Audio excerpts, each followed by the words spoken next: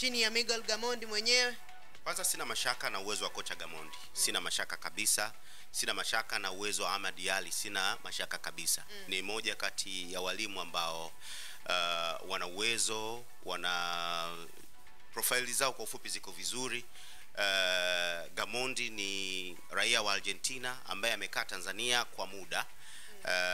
Tumeona wakati anaondoka Yanga pale Nasiruddin Nabi, tuliona makali yake, amepeleka paka Yanga finali ya kombe la shirikisho, anaondoka watu wanajiuliza itakuwaje, analetwa na Argentina huyu. Yule alikuwa professor yu akampachika akamwita master kutokana na jinsi ambavyo alionyesha anachoweza kukifanya ndani ya uwanja. Tumeiona ndo Yanga ambayo inatoka kwa Nabi inashinda bao moja, imezidi sana 2. Tumeona Yanga ya Gamondi ndio ile Yanga ambayo inakupiga 3 4 5. Yaani kwa ufupi utakavokuja ndivyo Gamondi alivyokuwa anakupokea. Ndio. Kwa hiyo tumeona mafanikio yake akiwa na klabu ya Yanga na jinsi ambavyo anaweza kufanya selection katika kikosi chake. Tumemuona huyu alipokuwa Singida Black Stars akihudumu katika historia toka timu zetu ziingie kwenye michuano hii ya kimataifa, nazungumzia klabu bingwa na shirikisho. Tunaona tumepeleka timu 4 ikiwemo Singida. Singida ambayo ilikuwa chini ya Gamondi. Tunaona ambavyo katika historia ya klabu ya Singida toka pengine kuanzishwa kwake imekuwa ni kwa mara ya kwanza, ni kwa sababu ya Gamondi. Kwa hiyo nimezungumza haya kwa sababu sina mashaka na Gamondi. Gamondi kikosi kilichoitwa ni kikosi ambacho unaona kabisa ni kizuri na cha mkakati. Amejumuisha wachezaji ambao tunawafahamu hata sisi, wana uwezo mkubwa na mzuri wa kupambana. Ni jinsi tu ambavyo unaweza kuwatumia wewe mwalimu. Kwa hiyo sina wasiwasi wala sina mashaka na kocha Gamondi, kwa sababu na hata anayoendelea kuyafanya na kuwajumuisha baadhi ya wachezaji ambao pia wametoka kuzungumziwa sasa hivi. Unaona kabisa ni maandalizi mazuri ya kukiandaa kikosi chetu cha timu ya taifa ambacho kitakuwa kina kibarua kule Morocco kwenye michuano ya AFCON. Yani kama ni siku kumekucha, sasa ni asubuhi. Kwa hiyo tunafanya maandalizi kwa ajili ya mchana au jioni. Kwa hiyo sina mashaka kabisa na mwalimu, sina mashaka na kikosi, na naamini kwa uwezo wake atafanya kitu kikubwa sana. Mimi kitu ambacho tu nilikuwa na jaribu kuwaza, nikasema jinsi ambavyo mimi sina mashaka na kocha Gamondi na uwezo wake, naamini hata yule anayenisikiliza sasa hivi hana mashaka na Gamondi na uwezo wake. Ila angekuwa Morocco, alikuwepo kocha yule wa timu ya taifa wa Algeria aliondoka kabla ya Morocco, Peter, kwa anaitwa nani? Amroshi. Yes, yule aliondoka ndio alikuwa head coach timu ya taifa ya Tanzania.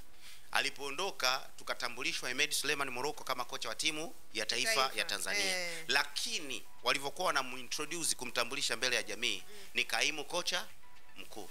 Ina maana tafsiri yake halisi kaimu kocha mkuu ni kwamba anakaimu nafasi ambayo ina mwenyewe, atakuja muda wowote, sio?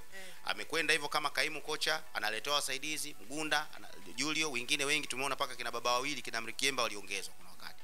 Kwa hiyo sasa hivi wamemuita Gamondi, ambaye mimi sina mashaka na imani hata msikilizaji hana mashaka, lakini bado tunatambulishwa kama kaimu kocha mkuu wa timu ya taifa. Sio, na kwa nini wewe kaimu? Na mimi ndo najiuliza, yani wewe una mashaka na uwezo wa Gamondi, na maana kama yule ni kaimu, ina maana kumbe bado shirikisho lina mpango mkakati wa kumleta kocha aliye sahihi kwa timu yetu ya taifa ya Tanzania, ambaye sasa labda ndo atakwenda kwenye malengo mengine ambayo wako nayo shirikisho kwa ajili ya taifa letu. Hii timu ya taifa ni timu ya kila Mtanzania. Kila raia wa Tanzania hii ni timu yake, inamuhusu. Na sisi ndo wenye hii timu. Kama huyu tumemchagua ili kwenda kutushikia, kutuwakilisha na kutupeperushia bendera ya Tanzania kupitia vijana wetu kule Morocco, kwa nini tumpachike cheo cha kaimu wakati tunaujua uwezo wake, tunaifahamu profile na CV yake? Najiuliza, kwani hata Gamondi hatoshi kuwa kocha mkuu wa timu ya taifa akarasimishwa rasmi kuwa head coach wa national team na sio kaimu? Sijui kama nitakuwa niko wrong, labda Peter kama atakuwa anachokujazia.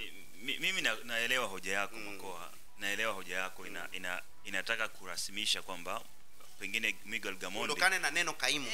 Kwa nini asiwe kocha mkuu? Kwa nini asiwe kocha mkuu? Vigezo hajakidhi. Kwani wewe una uwezo, na kabla hujanijibu, una uwezo una mashaka na uwezo wa Gamondi na una mashaka na uwezo wa Ahmad Ally? Yaani kwa nini mmoja asiwe head wote na mashaka nao? Wote mimi na mashaka nao. Una uwezo wao? Yes, uwezo wao kwenye national team. Ndio mashaka yangu yako hapo. Unajua kuna utofauti mkubwa wa kucoach vilabu na national team. Tofauti kabisa. Tofauti. Tulimuona Morocco, si ndio? Anaicoach Geita Gold, si ndio? Kama ikamparia hivi. Na of course Morocco hana upepo na club za football. Ila ana upepo walau na national team. Ni kwa sababu tayari ameshapambanua huku kwenye national team yuko vipi, lakini kuna makocha wengine pia umewapa national team wameshindwa. Sasa hapo lakini kwenye vilabu wanafanya vizuri. Kabla hujaendelea sasa, ninavyofahamu mimi mpira wachezaji wanapikwa na kuandaliwa kwenye club. Kwenye national team hufundishwi kucheza mpira, ila unapewa mifumo tu, mbinu, sio? Mwalimu anataka nini kwenye mechi husika basi. Sasa kama Gamondi ameweza kuwa ni kocha mzuri kwenye football club, si ndio? Anashindwaje kuwa kocha mzuri kwenye national team? Na sasa ukisema kwamba anashindwaje, hilo ni swali ambalo pia hajatu prove. Ndio first time kwanza ujue. Sasa pale pia ndio mara ya kwanza. Pale hawafundishwi mpira. Of course, lakini ndio mara ya kwanza Gamondi anapewa timu na anaenda kufundisha timu ya taifa. Kumbuka ndio mara yake ya kwanza. Sawa. Kwenye maisha yake ya mpira. Sasa hivi ana miaka 60 plus, ndio? Hajawahi kufundisha timu ya taifa yote. Maana kwa mara ya kwanza anaenda kufanya kazi ya kufundisha national team. Kwanza kwa kocha ni prestige, ni sifa, ni fahari kwake. Kwa sababu ameachieve kile ambacho alikuwa na kidream pengine. Kila kocha anatamani kufundisha kwenye national team level kubwa.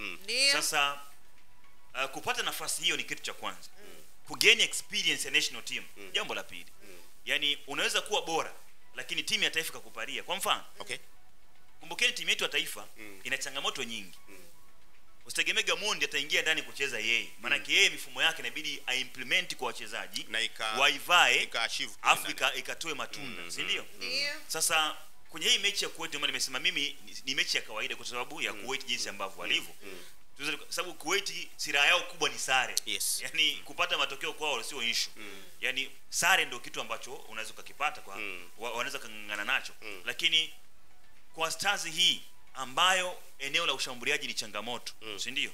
Hata Gamondi ana kazi ya kufanya kwa sababu anahitaji kutengeneza kwanza eneo la ushambuliaji kwa na confidence.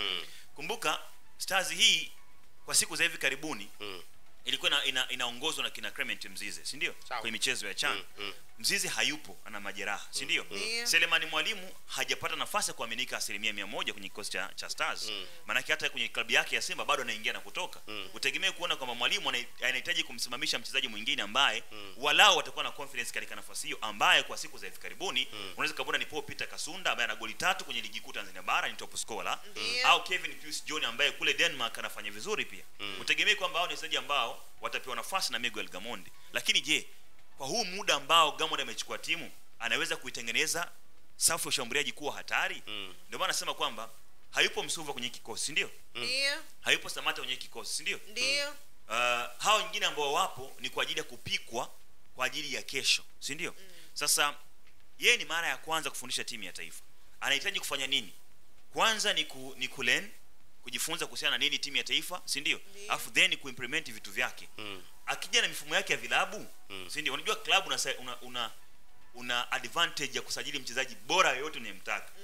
Lakini timu ya taifa unatafuta mchezaji ambaye tayari yuko kwenye best performance, si ndio?